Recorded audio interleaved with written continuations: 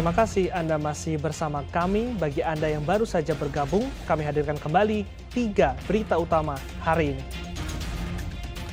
Harga telur masih mahal. Warga Kota Tasikmalaya rela membeli telur ukuran kecil atau telur pecah. Aparat Polres Bogor bersama Polsek Cisarua mengamankan belasan pemotor remaja yang bertelanjang dada di kawasan wisata Puncak, Kabupaten Bogor. Menabung bertahun-tahun dari membuat keripik singkong, seorang nenek 73 tahun di Kabupaten Garut menunggu kepastian berangkat haji.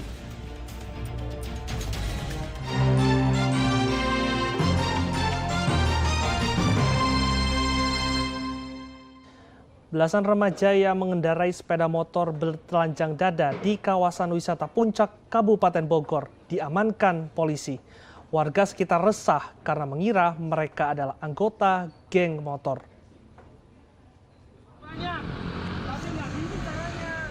Puluhan orang remaja asal Cibinong, Bogor diamankan personil Satuan Lalu Lintas Polres Bogor di jalan dekat agrowisata Gunung Mas Puncak, Cisarua, Kabupaten Bogor Minggu pagi gara-gara berkendara di jalan tanpa mengenakan baju dan helm. Polisi dilapori warga yang resah karena curiga kelompok remaja tersebut adalah anggota geng motor. Setelah ditanya polisi, mereka mengaku adalah anggota sebuah klub motor dari Cibinong yang sedang merekrut anggota baru. Jadi ada klub motor yang berasal dari Cibinong itu sedang merekrut anggota dan dilaksanakan orientasi sehingga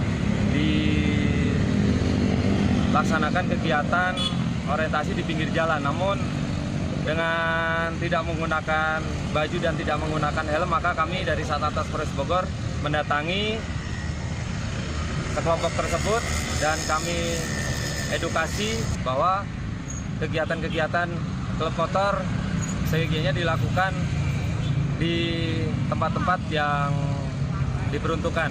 Kalau misalkan di villa, silakan orientasinya juga di dalam villa tersebut, tidak dilaksanakan di pinggir jalan yang mengakibatkan keresahan dari masyarakat.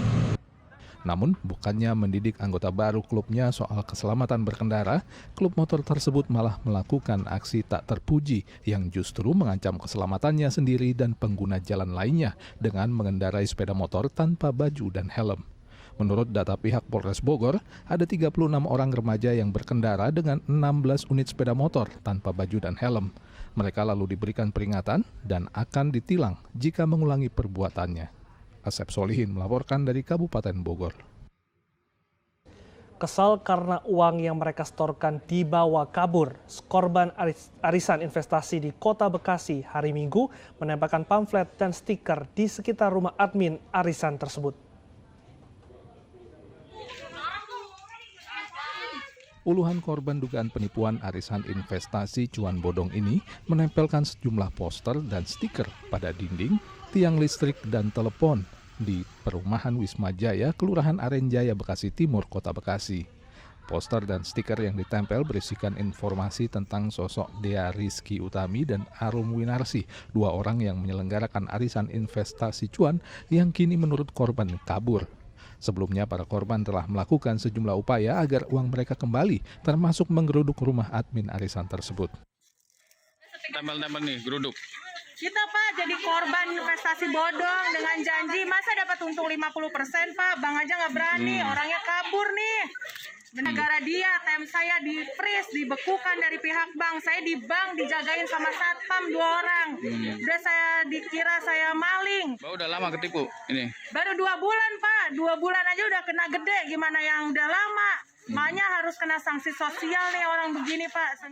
Ketua RT setempat mengaku, Dea Rizky Utami yang diincar oleh para korban arisan investasi tersebut memang bertempat tinggal di perumahan itu. Pihaknya memandang permasalahan dugaan penipuan ini harus diselesaikan secara hukum. Ya, harus diselesaikan dengan segera ya Pak. Pastinya juga kedua belah pihak yang harus menyelesaikannya. Kami di pihak RT hanya ingin menjaga agar tidak terjadi keributan aja sih. Oke.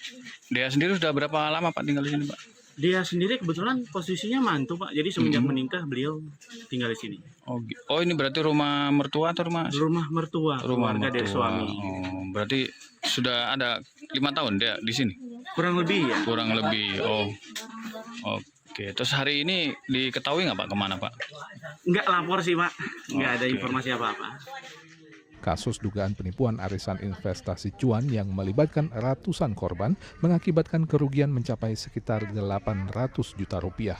Kasus ini pun telah dilaporkan ke Mapolres Metro Bekasi Kota pada Sabtu pekan lalu. Para korban masih berharap ada itikat baik dari para pelaku untuk segera bertanggung jawab dan mengembalikan uang mereka. Awang Darmawan melaporkan dari Kota Bekasi. Petugas gabungan TNI Polri tangkap 2 pemuda pengedar pil koplo di kawasan Jatinangor, Kabupaten Sumedang.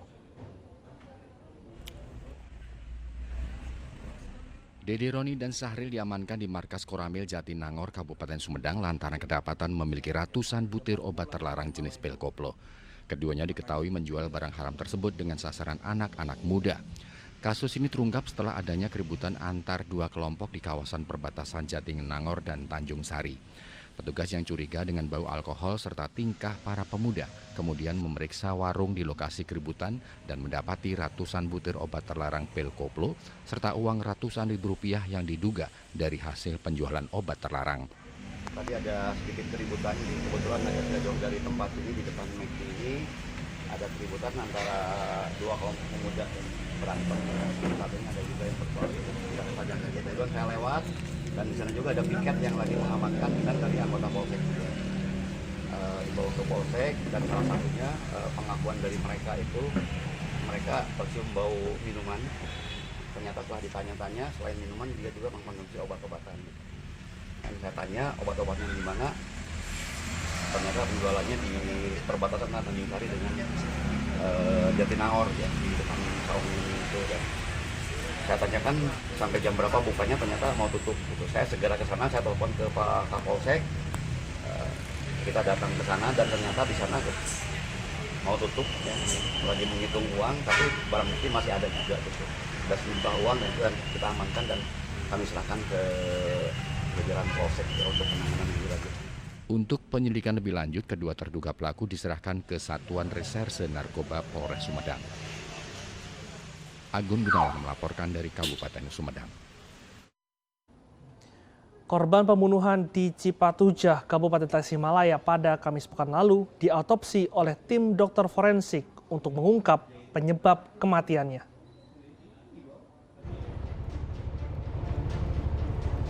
Petugas Satreskrim Polres Tasikmalaya melakukan autopsi terhadap korban Mian, warga Cipatujah yang menjadi korban penganiayaan. Langkah ini dilakukan untuk mengetahui penyebab kematian korban. Autopsi dilakukan oleh dokter forensik RSU Dr. Slamet Garut di RSUD SMC Tasikmalaya. Autopsi selama 2 jam tersebut menemukan bukti adanya luka parah pada bagian kepala dan tangan, serta 13 luka sayatan benda tajam. Hasilnya semua tadi udah diperiksa ya, jadi mayoritas itu karena ada luka ya, luka terbuka.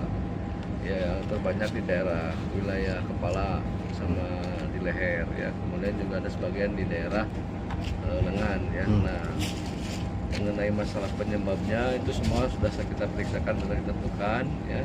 Cuma untuk sementara hasilnya masih harus saya kasihkan kepada penyidik ya. Semua itu benda tajam ya? Lukanya ya, itu? Secara mayoritas begitu. Ya. Apa ini yang jadi penyebab meninggalnya korban? Ya, penyebab kematiannya sudah kita bisa simpulkan ya. Jadi semua pemeriksaan sudah kita periksa lengkap ya.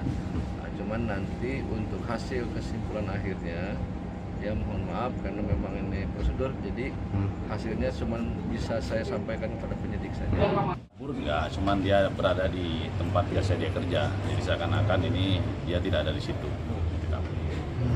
Pindah ke sawahnya yang biasa dia kerjain itu, TKP juga punya dia. Kalau dia udah berkeluarga belum? Udah Berkeluarga ya? Udah punya anak, keluarga. Berarti antara pelaku dengan korban ini saling kenal? Saling kenal, tetanggaan memang, tetanggaan rumah, saling kenal. Usai diautopsi, jenazah Mian langsung dibawa pihak keluarga untuk dimakamkan.